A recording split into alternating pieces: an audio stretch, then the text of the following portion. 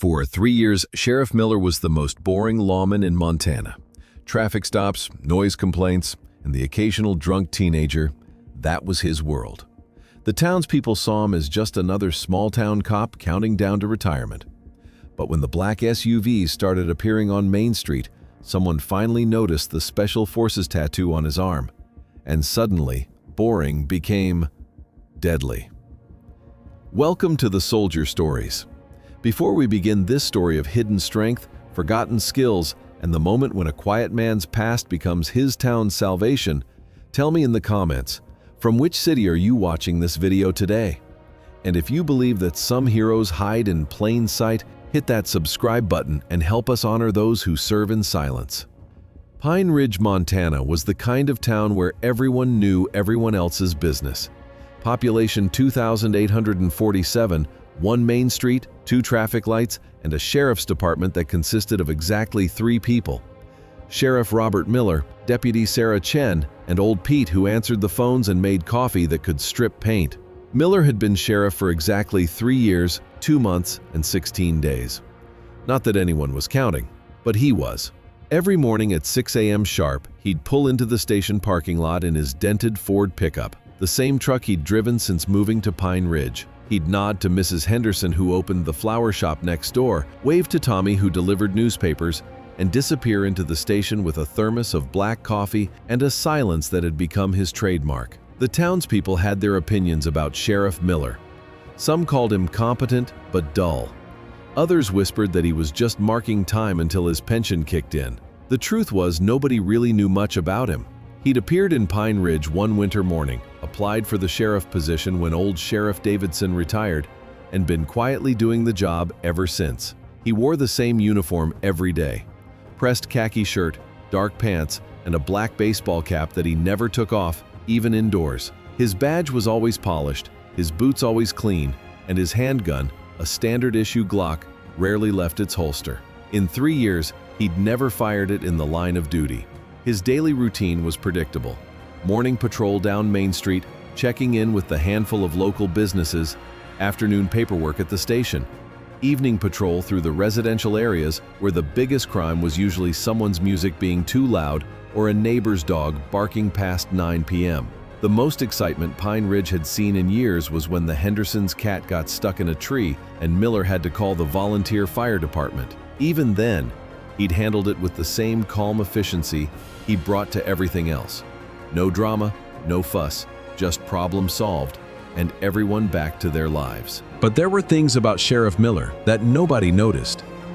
The way he always positioned himself with his back to a wall in the diner, how his eyes constantly scanned parking lots and side streets, not like someone looking for trouble, but like someone who knew exactly what trouble looked like when it arrived. The way he could identify the make and model of every car that passed through town, and how he memorized the faces of strangers who stopped for gas. Most people didn't notice the scar that ran from his left ear down his neck, usually hidden by his collar. They didn't see how he favored his right leg on cold mornings, or how his hands, when he thought no one was looking, sometimes shook just slightly, the kind of tremor that came from carrying too much weight for too long. Deputy Chen had worked with him for 2 years and knew him better than most. She noticed things others missed. The way he could read crime scenes like a book, spotting details that seemed obvious only after he pointed them out.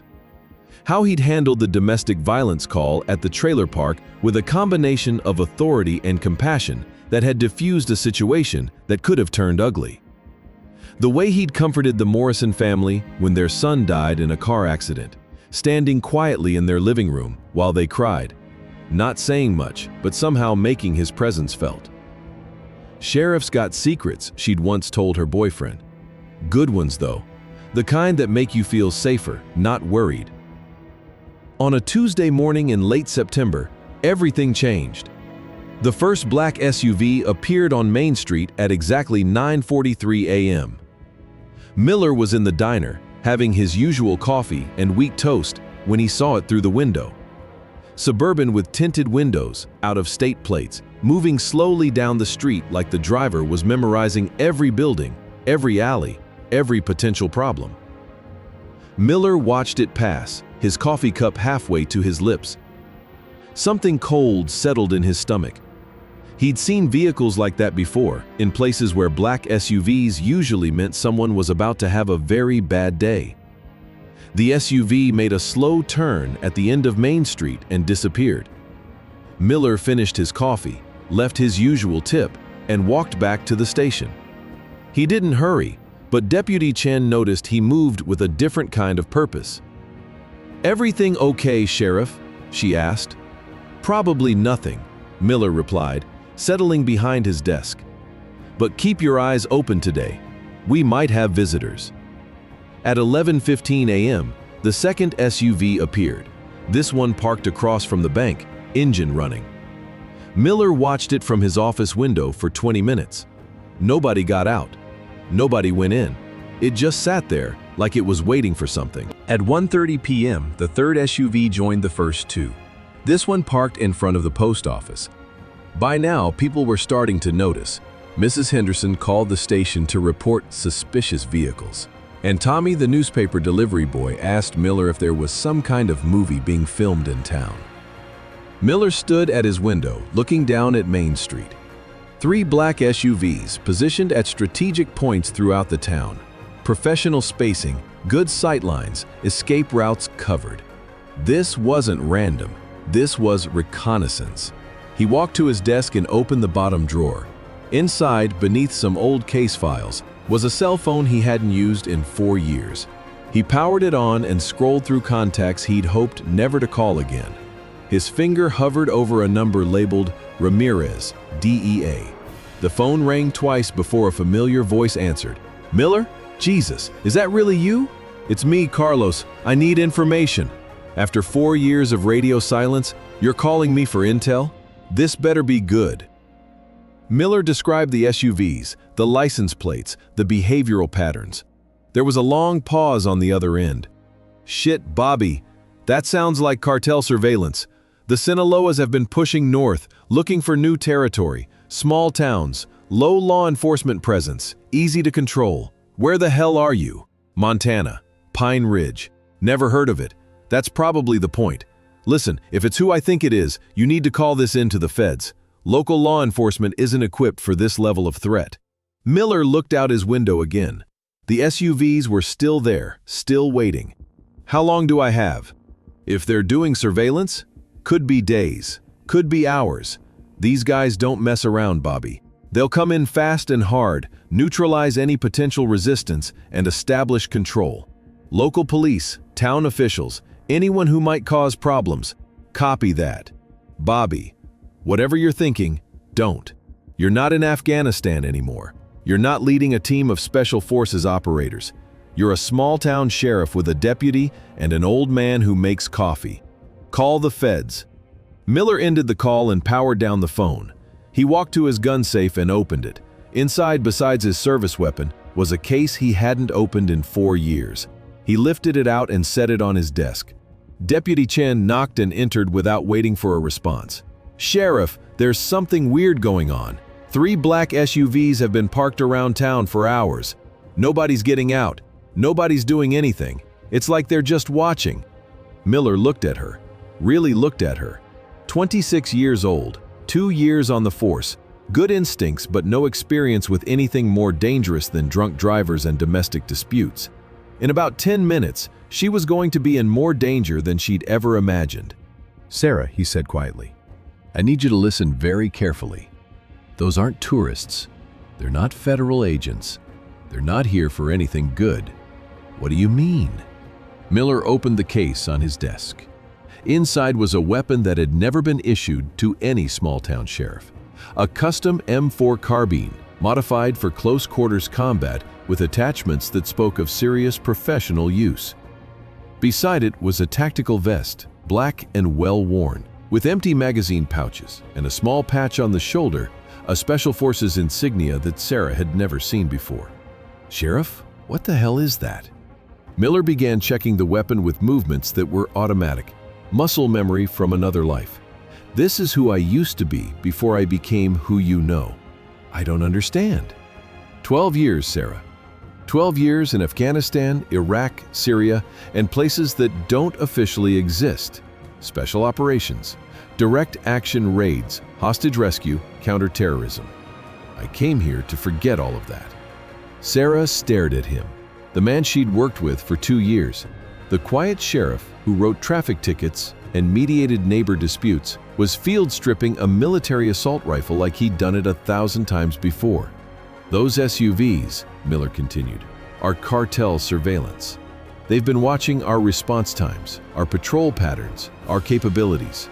They're here to take control of this town, and they're going to start by eliminating anyone who might resist. Shouldn't we call for backup? State police? FBI? Miller looked out the window again. The SUVs were moving now, repositioning themselves. No time, look. Sarah followed his gaze. The 3 SUVs were pulling away from their positions, forming a convoy. But instead of leaving town, they were heading toward the residential area where most of the townspeople lived, where the elementary school was, where families were having lunch and kids were playing in their yards. They're not here to negotiate, Miller said.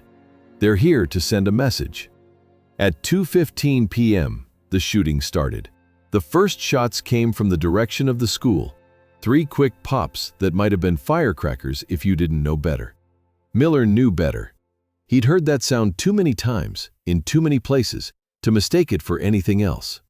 Sarah, get on the radio. Tell everyone to stay inside, lock their doors, and get away from windows. Then call the state police and tell them we have an active shooter situation. What about you? Miller was already moving. The tactical vest secured over his uniform, the M4 in his hands.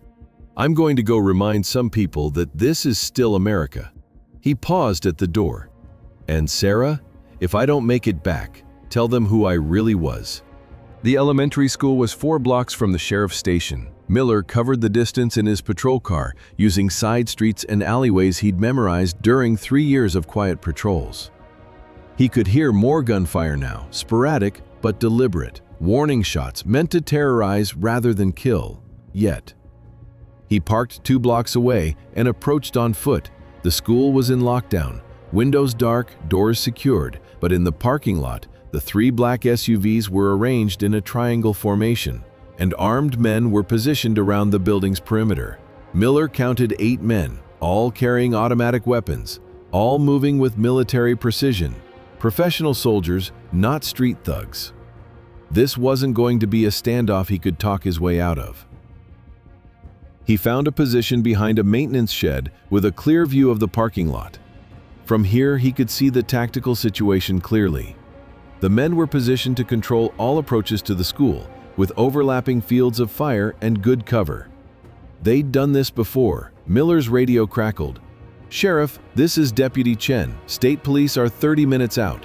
FBI is mobilizing from Billings. ETA unknown. What's your status? Miller keyed his radio. I'm in position. 8 hostiles, professional-grade weapons, and training. They're not here to harm the kids. They're using the school as leverage. Leverage for what? Before Miller could answer, a voice echoed across the parking lot. Amplified by a bullhorn, accented but clear. Sheriff Miller, we know you're out there. We know who you are. We're not here to hurt anyone. We just want to talk.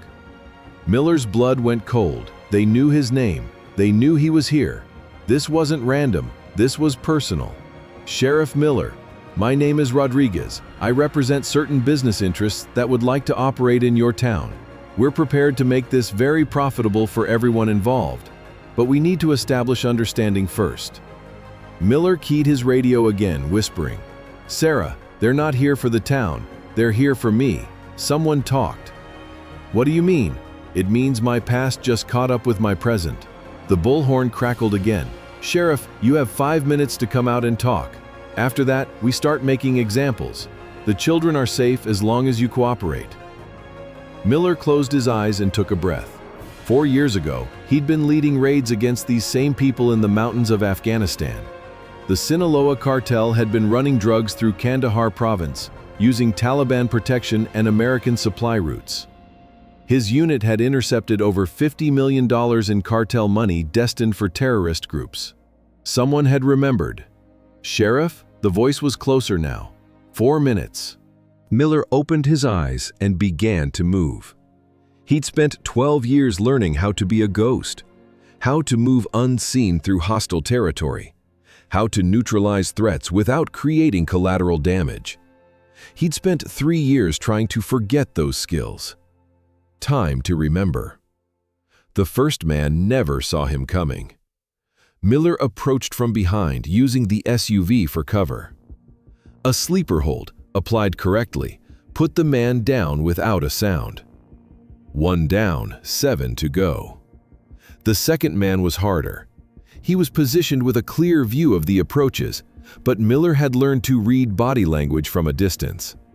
The man was focused on the school, not on his flanks. A rookie mistake that cost him consciousness and his weapon. Miller now had 2 AK-47s and a better understanding of their positioning. These weren't elite soldiers. They were good, but not great. They were used to intimidating civilians, not fighting someone who'd spent 12 years hunting people exactly like them. The third man spotted Miller moving between cars. He raised his weapon and opened fire, shattering car windows and sending ricochets across the parking lot. Miller rolled behind a pickup truck and came up with the M4, returning fire with controlled, precise shots. The man went down. The parking lot erupted in chaos. "Contact! Contact! He's in the lot!" Automatic weapons fire filled the air. Miller moved like he was back in Kandahar, using cover and concealment, changing positions between shots, never staying in one place long enough to become a target. His radio crackled. "Sheriff! Sheriff, respond! I'm here, Sarah. Still breathing. The state police are 20 minutes out. Can you hold?" Miller looked around the parking lot. 5 men left, all now alert and positioned defensively. They'd stopped using the children as shields and were focusing on him. That was good. It meant the kids were safer. It also meant he was about to face 5 armed men in an open firefight. "Sarah, I need you to do something for me. Anything." In my desk, bottom drawer, there's a picture. It's my unit from Afghanistan. If something happens to me, I want you to know that every man in that picture died protecting people who couldn't protect themselves. Sheriff, don't talk like that. I'm not planning on dying, Sarah, but I am planning on making sure these bastards never threaten this town again. Miller moved to his next position, a concrete barrier near the school's main entrance. From here, he could see 3 of the remaining men. They were good. They'd established a crossfire pattern that would make approaching difficult. But Miller had been in worse situations. In 2019, outside Kabul, he'd held off 40 Taliban fighters with a wounded leg and a jammed rifle until air support arrived. The 4th man made the mistake of trying to flank Miller's position. He came around the concrete barrier, expecting to find a small-town sheriff hiding behind cover. Instead, he found a special forces operator who'd been waiting for exactly that move. Miller put 3 rounds center mass before the man could raise his weapon. "Rodriguez," Miller called out. "You wanted to talk? Let's talk." Silence from the parking lot. Then, "You're not what we expected, Sheriff." "No, I'm not. I'm what you should have been afraid of." Miller moved again, this time toward the school building itself. If he could get to higher ground, he could control the entire parking lot. "We know about Afghanistan, Sheriff. We know about the money you took from us." "I didn't take anything. I confiscated it. There's a difference." $50 million, Sheriff.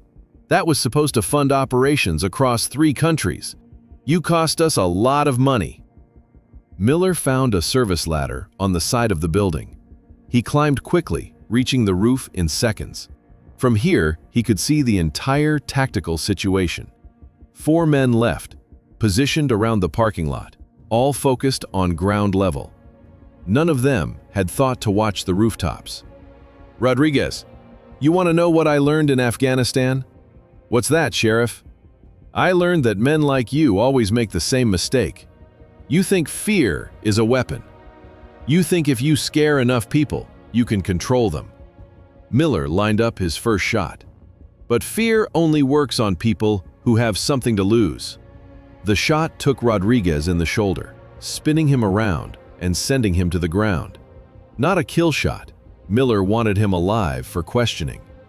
And the thing about small towns, Rodriguez, is that we don't have much to lose, but we protect what we have. The remaining 3 men were now looking up, trying to spot Miller on the roof. He moved position before they could acquire a target. His radio crackled. "Sheriff, this is State Police Captain Morrison. We're 5 minutes out. What's your status?" 4 hostiles down, 4 remaining. No civilian casualties. The school is secure." "Copy that. Can you hold until we arrive?" Miller looked down at the parking lot. 3 men with automatic weapons, all trained, all dangerous. But they were looking for a small town sheriff who was supposed to be hiding behind his patrol car, calling for backup and hoping the situation would resolve itself. They weren't looking for a man who'd spent 12 years learning that sometimes the only way to protect innocent people was to become more dangerous than the people threatening them. "I can hold," Miller said, and he did. When the state police arrived, they found Sheriff Robert Miller sitting on the hood of his patrol car, his M4 across his knees, watching 4 men lying zip-tied in the parking lot. Rodriguez was conscious but wounded. The other 3 were unconscious but breathing. Deputy Chen was the first to reach him. "Sheriff, are you okay?" Miller looked at her, and for the first time in 3 years, she saw something in his eyes that hadn't been there before. Not hardness, exactly. More like recognition. Like he just remembered something important about himself. "I'm fine, Sarah. How are the kids?" "All safe. Teachers did a great job with the lockdown procedures." Miller nodded and stood up. The state police were securing the scene, checking the suspects, calling for medical assistance.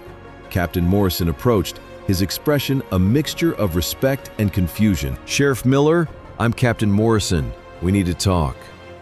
I figured we would. This level of tactical response, this isn't what we expected from local law enforcement. Miller handed him the M4. "I had some help." Morrison examined the weapon, noting the modifications, the professional maintenance, the way it had been configured for someone who knew exactly how to use it. "Where did you get this?" "It's mine. From before." "Before what?" Miller looked around the parking lot, at the black SUVs, at the men who'd thought they could intimidate his town. "Before I became the most boring sheriff in Montana." Later, after the statements had been taken and the suspects had been transported to the state facility, Miller sat in his office with Deputy Chen. The M4 was locked back in the gun safe, the tactical vest hung in the closet, and everything was supposed to return to normal. "So," Sarah said, "Afghanistan?" 12 years, 3 tours extended indefinitely for special operations. "And you came here to forget, to be someone else, to write traffic tickets and mediate neighbor disputes and never have to hurt anyone ever again." Sarah nodded. "But you couldn't forget, could you?" Miller looked out his window at Main Street. Mrs. Henderson was sweeping the sidewalk in front of her flower shop. Tommy was delivering the evening newspapers. Everything looked exactly the same as it had that morning. "No," he said, "I couldn't forget. And today I'm glad I didn't." "What happens now?" Miller opened his desk drawer and pulled out a bottle of bourbon he'd been saving for retirement. He poured 2 glasses and offered one to Sarah. "Now, we go back to being boring. Think that's possible?" Miller raised his glass. "I hope so." They drank in silence, watching the sun set over Main Street. Outside, Pine Ridge looked exactly the same as it had that morning. But Sheriff Robert Miller knew that sometimes the most important battles were the ones nobody ever heard about. The next morning, Miller was back at his desk at 6 a.m. sharp.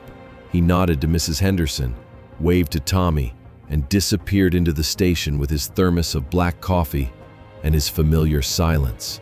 But now, when people looked at him, they saw something different. Not a small-town sheriff counting down to retirement, but a man who'd proven that sometimes the most dangerous person in the room was the one who looked the most ordinary. The story spread as stories do in small towns, but it was told quietly, with respect, and with a certain pride that Pine Ridge had been protected by someone who'd chosen to make it his home. Rodriguez, when he finally talked, confirmed what Miller had suspected. The cartel had been tracking him for 2 years, waiting for the right moment. "We thought you were just another small-town cop," Rodriguez told the federal investigators. "We thought it would be easy. What changed your mind?" they asked. Rodriguez looked at his bandaged shoulder and smiled grimly. "The man who shot me wasn't a cop. He was a soldier, and he was better at this than we were." Miller never spoke publicly about what happened that day. When reporters called, he referred them to the state police. When the mayor wanted to hold a ceremony, Miller politely declined. When the town council voted to give him a raise, he accepted it without comment. But sometimes, on quiet Tuesday mornings when he was having his coffee and wheat toast at the diner, people would look at him a little differently. Not with fear, but with something deeper. The kind of respect reserved for people who'd proven they would stand between their community and danger, regardless of the cost. Sheriff Robert Miller remained the most boring lawman in Montana. He still wrote traffic tickets, still mediated neighbor disputes, still handled drunk teenagers with patience and professionalism. But now everyone knew that boring could be deadly when it needed to be. And in Pine Ridge, Montana, population 2,847, that was exactly the kind of boring they wanted protecting them. Some men carry their wars with them forever. Others learn to bury them so deep that even they forget where they're hidden. But the best ones, the ones who understand that strength isn't about what you've done, but about what you're willing to do. They carry their wars quietly, hoping they'll never need them again. Sheriff Robert Miller carried his war to Montana, buried it under 3 years of routine police work, and hoped it would stay buried forever. When it couldn't, when the past came calling and demanded payment, he remembered that some things are worth fighting for. And sometimes, the only way to protect peace is to be more dangerous than the people threatening it. So now I ask you, have you ever met someone like Sheriff Miller? Someone who seemed ordinary, unremarkable, forgettable, until the moment they proved they were anything but. Someone who carried strength so quietly that you never knew it was there until it was needed. Share their story in the comments. Tell us how they protected what mattered. Say the things they would never say about themselves, because heroes like Robert Miller don't ask for recognition. They just ask for the chance to keep doing their job. Thank you for watching The Human Stories.